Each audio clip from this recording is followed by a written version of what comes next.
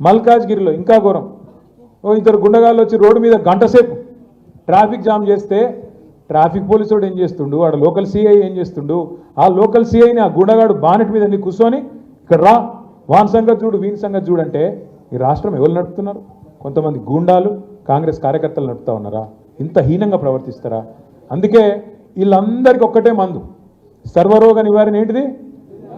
జిందా తిలిస్మాత్. గట్లనే మీరు రేపు లోకల్ బాడీ ఎన్నికల్లో గులాబీ జెండా ఎగిరేస్తే వీళ్ళందరూ లైన్ కట్టి ఆనంద్ ఇంటికాడ మీ ఇంటికాడ నిలబడకపోతే నన్ను పట్టుకోండి. గట్టిగా మీరు గట్టిగా తలుచుకొని జెడ్పీటీసీలు ఎంపీటీసీలు కొట్టండి. 100% నేను చెప్తున్నా. అరే రాష్ట్రంలో గాలి మళ్ళీందిరాబాయ్, సపరేట్గా మనం కూడా తోవ పట్టవలసిందే. కేసీఆర్ గారు మళ్ళీ తిరిగి అయితేనే ఉన్నాడు ముఖ్యమంత్రి. సపరేట్గా మనం కూడా మంచిగా మెసలకుండా ఉంటే మంచిది.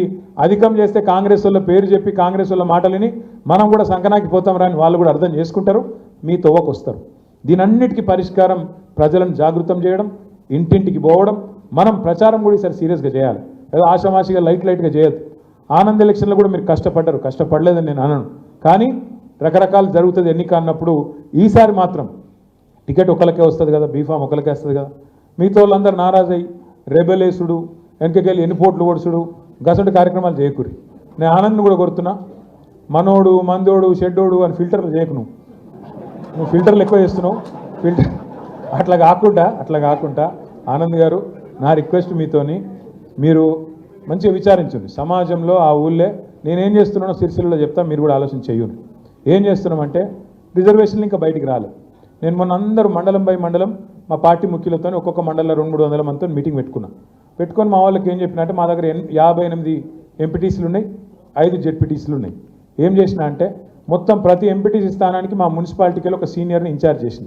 నువ్వు మీ వికారాబాద్ మున్సిపాలిటీకి వెళ్ళి కూడా ఒక్కొక్క సీనియర్, ఒక కౌన్సిలర్ కావచ్చు, మాజీ కౌన్సిలర్ కావచ్చు, పెద్ద మనిషి కావచ్చు, సీనియర్ నాయకుడు కావచ్చు, ఆ ఎంపీటీసీ స్థానానికి ఇన్ఛార్జ్ అయ్యు.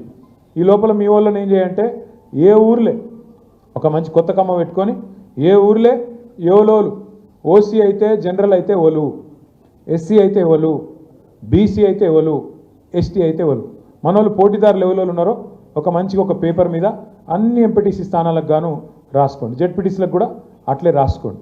అటెన్క మీరు కావాలంటే సర్వే చేపిద్దాం, లేదా మీరు ఇన్ఛార్జ్ లెవెల్ అయితే పంపుతారో వాళ్ళు ఒక చాన్బీన్ చేసి మొత్తం అందరితో విచారించి సమాజంలో ఎవరికి పేరున్నది ఏంది. ఎక్కడన్నా దబ్బని ఏదైనా ఊళ్ళో బుద్ధిమంతులు ఉండే అందరు కలిసి ఒకటే పేరు చెప్పారు అనుకో, అన్న గీన మావాడు క్యాండిడేటు మా దగ్గర చెప్పారు. అట్లా ఒక ఊళ్ళో అందరు కూర్చొని మావాడు మా దేవరాజు నిలబడతాడు, మొత్తం కలిసి మేము డిసైడ్ చేసినామన్నా, జనరల్ అయినా సరే బీసీ అయినా సరే మరి ఈ రెండిట్లో ఏదైనా సరే మీరు మాకే ఇవ్వాలి, ఎస్సీ అయితే మాత్రం వేరే అబ్బాయి ఉన్నాడు అని చెప్పి ఒక పేరు ఇచ్చారు. అట్లా ఏకాభిప్రాయం వస్తే ఇబ్బంది లేదు. దబ్బనెక్కడైనా పంచాయతీ ఉంటే చదువుకోవాలి, చెప్పుకోవాలి, ఒకళ్ళు సర్పంచ్ చేసుకోవాలి, ఒకళ్ళు ఎంపీటీసీ చేసుకోవాలి. కాదంటే అన్న నాకు జిల్లా కమిటీలో అవకాశం ఇవి, మళ్ళీ ప్రభుత్వం వచ్చినాక నాకు నామినేటెడ్ పదవి అని చెప్పి ఇప్పటి నుంచి ఇప్పుడు మాట్లాడుకొని బుద్ధిరకించుకొని ఎక్కడికక్కడ మీరిగిన మీ సమస్యలు తశ్వ చేసుకుంటే 100% చెప్తున్నా, వికారాబాద్ జిల్లా మీద మళ్ళీ గులాబీ జెండా కొందరిలోనే ఎగురుతుంది. మీరు కరెక్ట్గా పనిచేస్తే. మీరు పెద్ద నాయకులు వీళ్ళు వాళ్ళు ఎవరో చెప్పే అక్కర కూడా మీకు లేదు, ఆనంద్ కూడా చెప్పే అక్కర లేదు. ఏ మండల్ కా మండల్ మీరే బుద్ధిమంతులు లెక్క కూర్చొని, ఏ ఎంపీటీసీ క్లస్టర్కి ఆ ఎంపీటీసీ క్లస్టర్ మీరే కూర్చొని అన్న ఇది మా ప్రపోజలు అని ఆనంద్కి ఆయన ఎందుకు చికాకు పెట్టి మీరు ఏ మండల్ కా మండల్ తయారు చేసుకుని ముందుకు వస్తే బ్రహ్మాండమైన ఫలితం వచ్చే అవకాశం ఉంటుంది.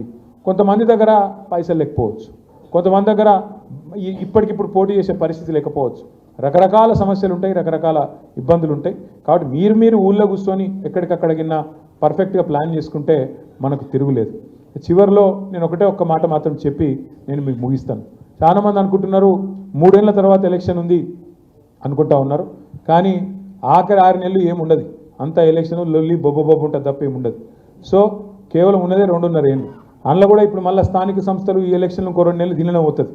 అంటే మీకు మిగిలే సరిగ్గా చెప్పాలంటే 2 ఏళ్ళే ఉన్నది. కాబట్టి ఎక్కువ టైం ఏం లేదు, మీరు బాధపడేది కూడా ఏం లేదు. మళ్ళా 2-2.5 ఏళ్లలోనే కేసీఆర్ గారు తిరిగి ముఖ్యమంత్రిగా రాబోతున్నారు. కాబట్టి అందరం నిబ్బరంగా గుండె ధైర్యంతో ముందుకు పోదాం. ఎవరు ఎన్ని రకాల ఇబ్బందులు పెట్టినా, ఎవరు ఎన్ని రకాల ప్రయత్నాలు చేసినా ఇక ఆరిపోయే దీపానికి వెలుగెక్కువ అన్నట్టు రేవంత్ రెడ్డి కూడా లొల్లెక్కువ, మీ కాడ కూడా లొల్లి ఎక్కువ అవుతుంది.